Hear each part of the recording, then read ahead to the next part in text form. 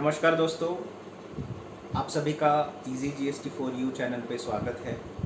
आज हम जिस विषय पे डिस्कशन करने वाले हैं which is a very interesting case law, और ये जो है वो मद्रास हाई कोर्ट का डिसीजन है in case of Shri Nandi dal mill versus DGGI senior intelligence officer. Actually ये जो डिसीजन है इसमें दो तीन इश्यूज इन्वॉल्व है। पहले तो जो रिट पिटिशन फाइल की थी वो एप्लीकेंट ने मैंडमस के लिए एप्लीकेशन दिया था against the harassment of the officer. तो mandamus is something that higher level court orders the lower level court to process in a certain manner, और यहाँ पे वो जो एप्लीकेशन था, रिट पिटिशन था, that was first matter in that was mandamus relating to the harassment from the officer of DGGI मतलब director general of GST intelligence. ये एक पैरेलल सेंट्रल गवर्नमेंट के अंडर जो ऑर्गेनाइजेशन है, governmental organisation which runs some intelligence related adjudications and proceedings.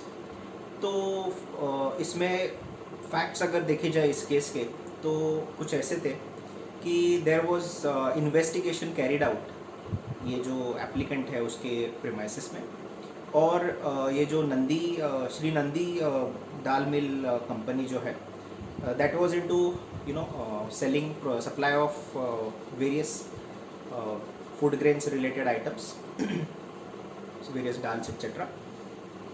तो आपको अगर पता होगा कि फूड ग्रेन के केस में ब्रांडेड और नॉन ब्रांडेड ऐसे दो मेन कैटेगराइजेशन है। अगर स्पेसिफाइड ब्रांडेड प्रोडक्ट्स हो तो उसमें टैक्सेबल सप्लाई है, अगर नहीं है अनब्रांडेड नॉन ब्रांडेड सप्लाई है तो उस केस में उसमें टैक्स अराइज नहीं होता है। तो जब ये इन्वेस्टिगेशन इंस्पेक्शन एक्टिविटीज़ कैरी हुए थे फ्रॉम डीजीजीआई ऑफिसर्स, तो उस टाइम पे there was some communication and agreements between the officer those who were carrying out the investigation and the owners. तो इसके चलते ओनर ने on the same day they paid a tax liability of 1 CR, और उन्होंने एक schedule भी agree करवा के लिया कि आगे 10-12 दिन में पार्ट्स में हम लोग पूरा टैक्स पेमेंट कर देंगे। These are the facts which are communicated. इसमें कई पहलू हो सकते हैं फैक्ट्स में और भी जो डिटेल केस में जजमेंट में मेंशन नहीं है, but that was the agreement initially which was done. Second जो इंस्टॉलमेंट था वो I think 7-8 days after the inspection activities भी पेमेंट किया था। First was during the inspection day itself.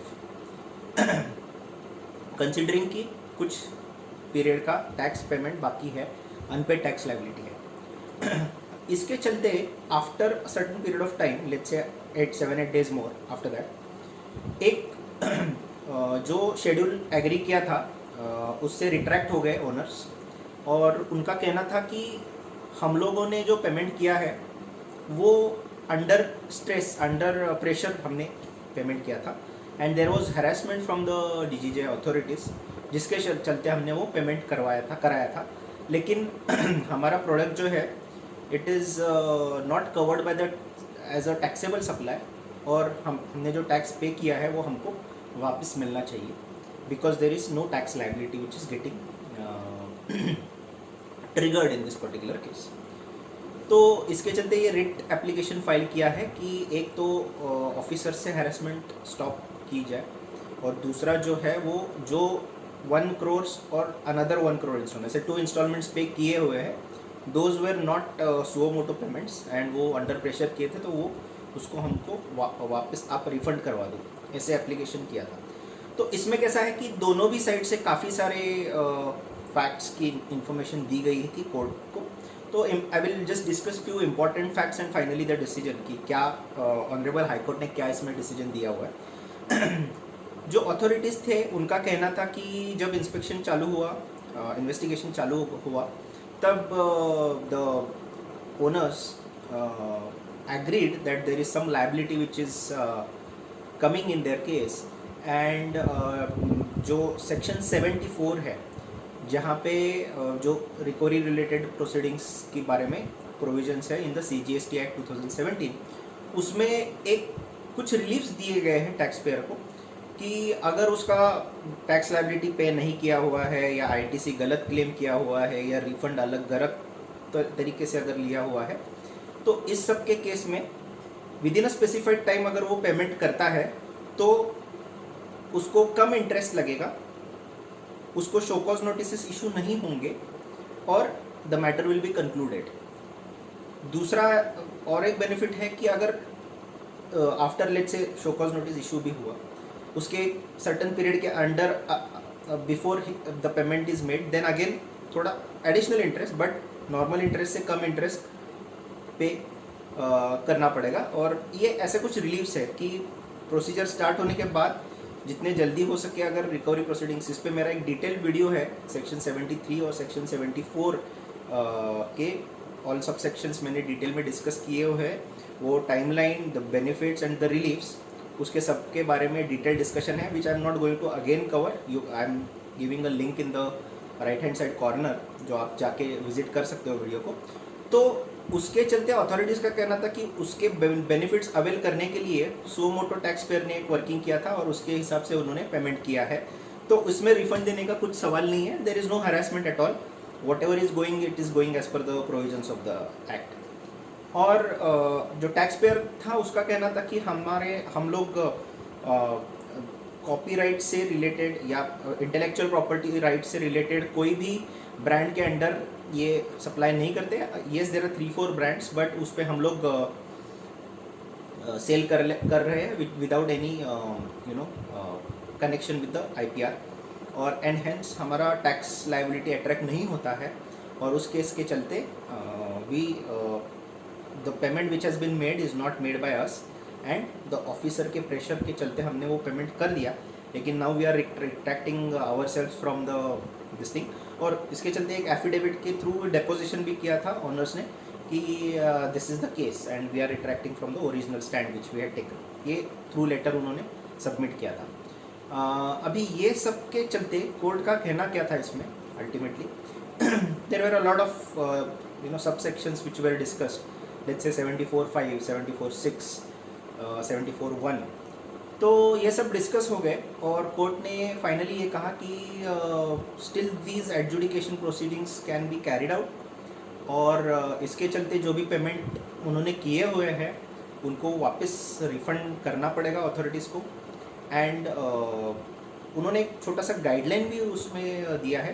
Basically हुआ क्या था कि जब असेसी ने एप्लीकेशन किया था, रिट किया था, उसमें उन्होंने कुछ ऐसे केस लॉस के रेफरेंसेस दिए थे, जैसे क्लियर ट्रिप है और 2-3 केसेस हैं जो एक्साइज या सर्विस टैक्स रेजिम के टाइम के केसेस थे, जो कहते थे कि जब ये इन्वेस्टिगेशन शुरू है तब पेमेंट करना इज़ नॉट लीगल, तब पेमेंट करवाना टैक्स पेयर से इज़ नॉट लीगल। जिसको रिस्पोंडेंट जो थे, जो अथॉरिटीज़ ऑफ DGGI है, उनका भी कहना यही था कि yes, it is correct that under central excise and service tax that was the provision, लेकिन इन GST the section 74 itself gives a right कि भाई उसको लीगल एक ऑथेंटिसिटी देता है कि पेमेंट वो कर सकता है before issuance of show cause notices etcetera. तो कोर्ट ने आखिर में बोला है कि नहीं, ये it is wrong that during the course of investigation ही पेमेंट करवा के लेना। Once the investigation proceedings are over, जो भी कैलकुलेशन है वो सबमिट करके आइदर अथॉरिटी या ऑफिसर, एंड उसके हिसाब से authority, let's say for example जो टैक्स पेयर है वो कैलकुलेशन करता है कि this is the unpaid tax liability और this is the incorrect input tax credit claim या this is the erroneously refunded amount, तो वो along with whatever applicable interest he will pay off to the government. And then if the authority thinks that it is inappropriate, then authority with the help of a proper working they will start the other recovery proceedings as per the section 74। तो ये कहा गया है कि yes, the amount of 2 crores paid in 2 different installments, one on the same date of investigation, second which was paid after 6-7 days of the investigation, has to be refunded by the authorities to the taxpayer।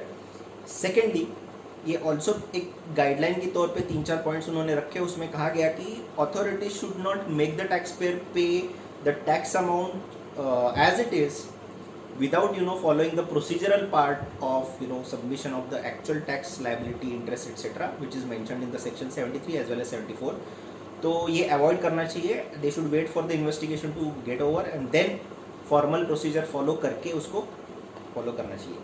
तो ये एक decision था दोस्तों, लेकिन it gives a clear message that whenever such investigations, let's say inspection, search, seizure जो भी शुरू है, तो प्रोसीजरल पॉइंट्स पे ध्यान देना काफ़ी इम्पोर्टेंट है.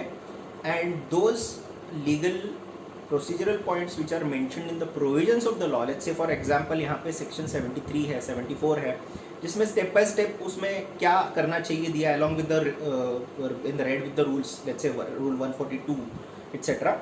तो उसको फॉलो करना काफ़ी ज़रूरी है, क्योंकि जैसे इस केस में अभी पता नहीं कि पहले वाले फैक्ट्स करेक्ट है या बाद जो अभी रिट पिटिशन के टाइम पे जो फैक्ट सबमिट किए वो करेक्ट है, बट असेसी ने स्टैंड कम्प्लीटली चेंज किया.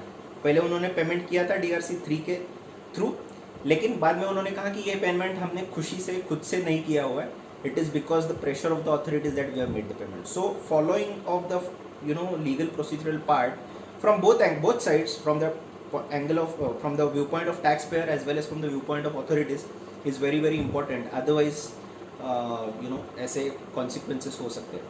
So that was my view on one of the important high court judgment in case of Shri Nandi Dal Mills versus DGGI senior intelligent officer.